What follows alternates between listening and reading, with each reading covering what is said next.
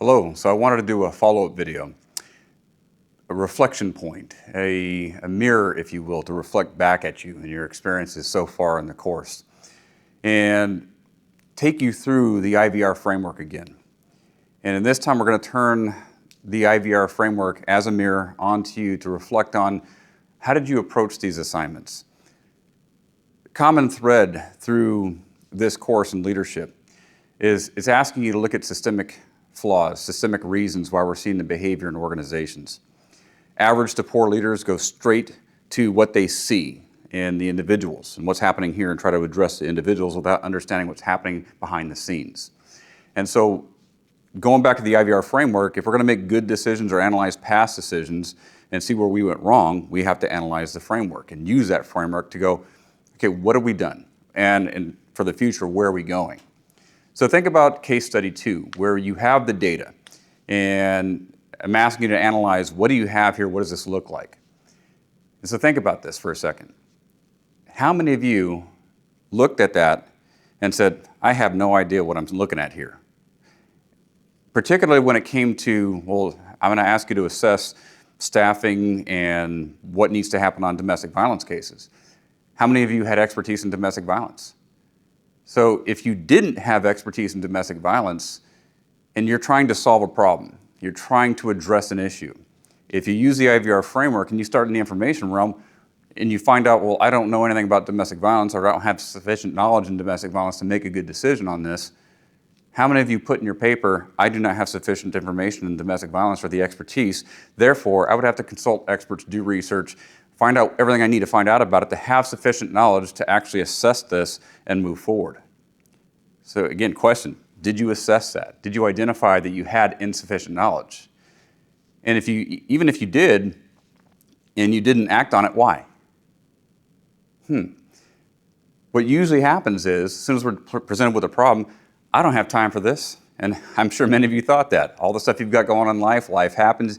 You got this course, you got the other course, and anything else that's going on. I don't have time for this. Wow.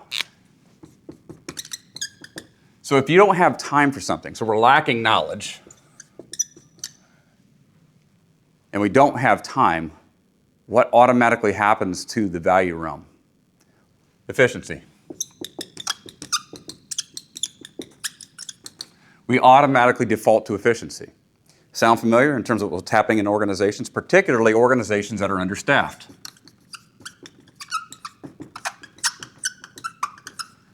So if you're lacking knowledge, lacking a resource, I don't have time for this, we default to efficiency. Now think about how this interacts back and forth. If I'm defaulted to efficiency because I don't have time for this, what are the knowledge requirements for efficiency? Think about that for a second. How much information do I have to be quick about something? Not much. Here's where it gets dangerous for leaders. If you're in a position of authority, and one of the worst things leaders can do, well, I've been doing this for 20, 30 years, whatever it is. Oh, thank you for introducing argument from authority fallacy. If you've been doing this for 20, 30 years, make your compelling case for how we address this problem. I'm waiting, right? So it happens all the time. And so we keep in this loop of, well, I don't have the knowledge. And for those even more dangerous, they don't even recognize they don't have the knowledge. And they act as if, because I have all this time on, well, I have sufficient information, sufficient knowledge, I can figure this out. Meanwhile, the problem's not getting solved or making it worse. And then what happens is the people that come to us, the people that report to us, are saying, hey, I've got this dilemma, and I need your help on this. And the leader thinks, well, I don't have time for this. I might be lacking information, but I'm not going to seek it. It's not my problem. And therefore, you can tell me what that is. I'm going to tell you what I'm going to do. Well, the person that's trying to get the problem resolved that's coming to you is like, well, okay, am I being heard? To what extent do I have influence on this? And then at what point in time does this shift into you start perceiving me as being difficult? That happens all the time. An employee comes to a supervisor, a manager, a leader, and says, I have this dilemma. And the leader, I don't have time for this, kind of brushes it off. They keep coming back.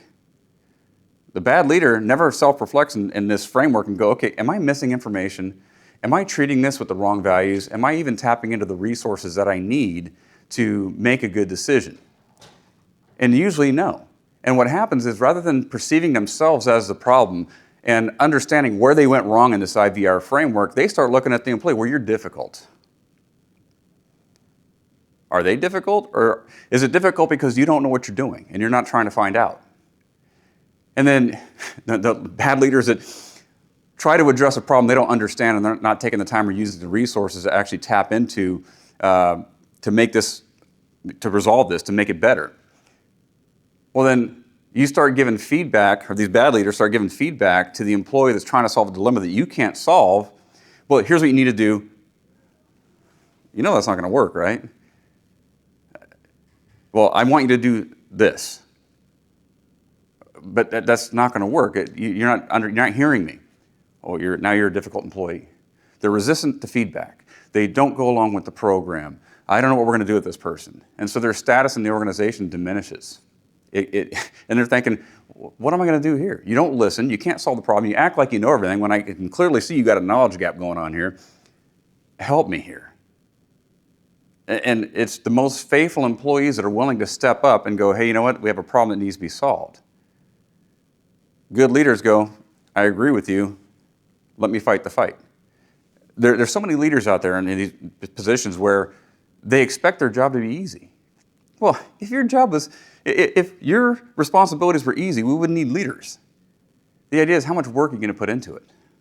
So think in terms of the problem that you're trying to solve with the assignments. Think in terms of what I've explained, how systems go wrong. Understaffing affects values, affects the information that you need to actually do a better job. The lack of a feedback loop keeps that system going. Now you have this culture that operates and it's subconscious and nobody even knows why they're doing what they're doing. It just works for the culture. It works for the people in this little bubble. Bad leaders, hey, this works for me. Employee, that's your problem. Domestic violence victim, pattern abuse case, don't know anything about that. But if you want to solve your problem, don't look at us because you just need to kind of leave and don't tap into the resources that we don't have. Wow, it never gets fixed. Use this tool anytime you're presented with a dilemma. The nature of these assignments, right? What do I know? What don't I know? Start there. Start with there's something I'm missing. Start with the premise of I don't know something. There's something here that I'm missing. There's something here that I need to know. What resources are out there available for me to figure this out? Now think about the assignments, right? What have I invited you to do from the very beginning of the course if you needed help? Schedule an individual group meeting, schedule a group meeting, what have you.